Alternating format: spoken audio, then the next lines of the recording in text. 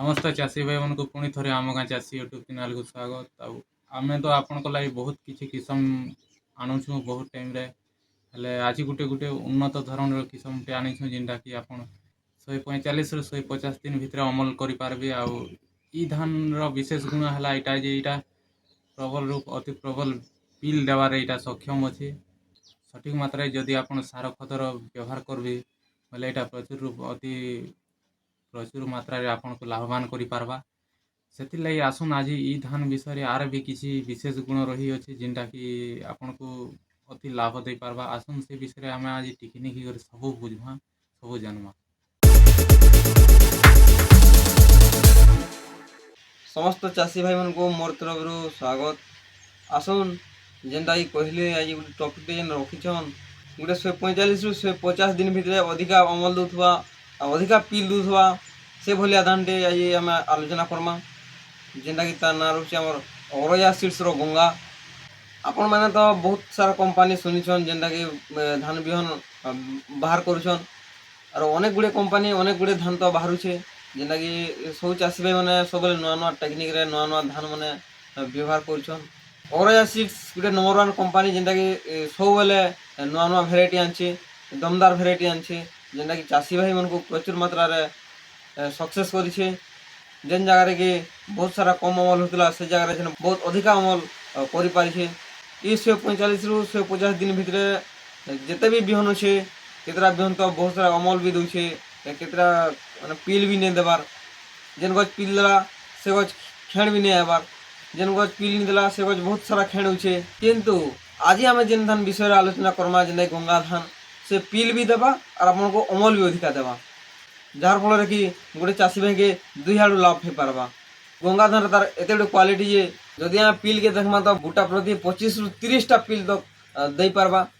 ଯଦି ଅମଲକେ ଦେଖ୍ମା ବେଲେ ଏକର ପ୍ରତି 35ରୁ 40 କୁଇଣ୍ଟାଲ ତକ୍ ଆରାମସେ ଅମଲ ଦେଇପାରବା। ଆଉ ତାର ରୋଗ ପୋକକେ ଦେଖ୍ମା ବେଲେ ସଢ଼ା ମଇସା ପତ୍ର ପୁଡ଼ା ଇ ରୋଗ ଗୁଡ଼ାକ ଇ ଗଙ୍ଗା ଧାନକେ କୌଣସି ମାତ୍ରାରେ ନାଇଁ ଲାଗେ, ଯାର ମାଧ୍ୟମରେ କି ସେଟା ଗୋଟେ ତାର ମେନ୍ ପଏଣ୍ଟ। ଇ କମନ୍ ରୋଗ ଯେନ୍ଟାକି ସଢ଼ା ମଇସା ପତ୍ର ପୁଡ଼ା ଇମାନ ଖୁବ୍ ମାତ୍ରାରେ ଅନ୍ୟ ଧାନକେ ଜଲ୍ଦି ଲାଗିଥିସନ୍, କିନ୍ତୁ ଇ ଗଙ୍ଗା ଧାନର ତାର ସହନଶୀଳ ଶକ୍ତି ଭରପୁର ମାତ୍ରାରେ ରହିଅଛେ। ଆର୍ ଗୋଟେ ମୁଖ୍ୟ ଯେନ୍ଟାକି ତାର ନଡ଼େଇ ଉପରେ ସବୁବେଲେ ଚାଷୀ ଭାଇମାନେ ଦେଖିଥିସନ୍, କାଏଁଥିର୍ଲାଗି ତାର ନଡ଼େଇ ଯଦି ଷ୍ଟ୍ରଙ୍ଗ ନି ହେଲା ବେଲେ ଚାଷୀ ଭାଇମାନଙ୍କର ଗୋଟେ ବର୍ଷ ପରିଶ୍ରମ ବୃଥା ହେଇଯାଇଥିସି। ଇ ଟାଇମ୍ରେ ତ ସବୁବେଲେ ଅନେକ ପ୍ରକାର ଝଡ଼ ବାତ୍ୟା ପଲେଇ ଆଇଥିସି, ଯାର ଫଳରେ ଗଛର ଯଦି ନଡ଼େଇ ଷ୍ଟ୍ରଙ୍ଗ ନିଥିବା ତ ଗଛକେ ପକେଇଦେବା, ଗଛ ଯଦି ପଡ଼ିଗଲା ତ ବିଲରେ ପାଣି ମାନେ ଥିସି ଗଛକେ ସଢ଼େଇ ଦେବା, ଯାର ଫଳରେ କି ନଷ୍ଟ ହେଇଯିବା। ଚାଷୀ ଭାଇର ଅନେକ ଗୁଡ଼ିଏ ଅମଲ କମି ଯାଇଥିସି, ଯାର ଫଳରେ କ୍ଷତି ସହିବାକୁ ପଡ଼୍ସି। କିନ୍ତୁ ଇ ଗଙ୍ଗା ଧାନରେ ତାର ସେଭଳିଆ ଦେଖା ନାଇଁ ଯାଏ। ତାର ନଡ଼େଇ ଏତେ ମାତ୍ରା ଷ୍ଟ୍ରଙ୍ଗ ଅଛେ, ଅତ୍ୟଧିକ ଧୁକାକେ ବି ତାର ସହେବାର କ୍ଷମତା ରହିଅଛେ। ଗଛ ଜଲ୍ଦି ପଡ଼ି ନି ଯାଏ, ଠିଆ ଏକା ଥିବା, ସେଥିର୍ଲାଗି ଅଧିକା ଅମଲ ଦେବାରେ ଗୋଟେ ଚାଷୀ ଭାଇକେ ତାର ସଫଳ ହେଇପାରିଥିସି। ଆଉ ଗୋଟେ ଜାନବାର ନିହାତି ଜରୁରୀ, ଏକର ପ୍ରତି ଆମେ କେତେ ମଞ୍ଜି ପକାମା ଦେଖବାକେ ଗଲେ ଆମେ ଏକର ପ୍ରତି 25ରୁ 30 କେଜି ମଞ୍ଜି ତ ପକେଇ ପାର୍ମା। ଏନ୍ତିଆ 10 କେଜିଆ ପ୍ୟାକିଂ ଆସି ଆପଣ 3ଟା ନେଲେ ଆରାମସେ ଜଗେଇ ପାରବେ ଗୁଟେ ଏକଡ଼, ଅଗଲି ସେ ଯିବା ଆପଣଙ୍କୁ କମ୍ ନାଇଁ ହୁଏ।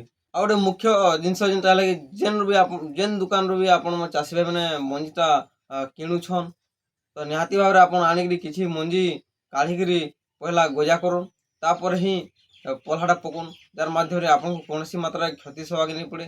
ଯଦି ଗଜା ନି ହଉଥିବା ତ ଆପଣଙ୍କ ବିଲରେ ପକେଇଦେଲେ ତ ଆପଣଙ୍କର ହିଁ କ୍ଷତି, ଆପଣ ସବୁଆଡ଼ୁ ପରିଶ୍ରମଟା ବେକାର ହେଇଯିବା। ସେଥିର୍ଲାଗି ଆପଣ ଯେନ୍ ବି ଆନୁଛନ୍ ମୁଖ୍ୟ ଜିନିଷ ପହିଲା ଗଜା କରୁନ୍, ତାପରେ ପଲ୍ହା ପକଉନ୍।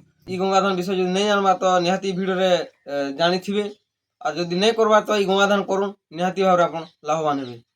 ନିହାତି ଭାବେ ଆପଣ ଇ ଧାନ ବିଷୟରେ ଏବେ ବୁଝିପାରିଥିବେ। ଆଉ ଧାନ ଥରେ ଆପଣ ଆପଣଙ୍କ ଜମିରେ ଲଗେଇ କରି ଦେଖୁନ୍, ଆଉ ଇତାର ଲାଭ ଉଠାଉନ୍, এটা ଆପଣଙ୍କୁ ନିହାତି ଭାବେ ଲାଭବାନ କରିପାରବା। ଏନ୍ତା ଏକା ଚାଷ ରିଲେଟେଡ୍ ଯାହା ବି ଭିଡ଼ିଓ ଆମେ ଆମର ୟୁଟ୍ୟୁବ୍ ଚ୍ୟାନେଲ୍ ମାଧ୍ୟମରେ ଛାଡ଼ୁଛୁଁ। ଆଉ ଆପଣ ଆମର ସାଙ୍ଗେ ଯୋଡ଼ି ହେବାର୍ ଲାଗି ଆମ ଗାଁ ଚାଷୀ ୟୁଟ୍ୟୁବ୍ ଚ୍ୟାନେଲ୍କୁ ସବସ୍କ୍ରାଇବ୍ କର, ଆଉ ଲାଇକ୍ କରୁନ୍, ଆଉ କମେଣ୍ଟ ମାଧ୍ୟମରେ ଆପଣଙ୍କ ମତାମତ ନିହାତି ଜଣାବେ।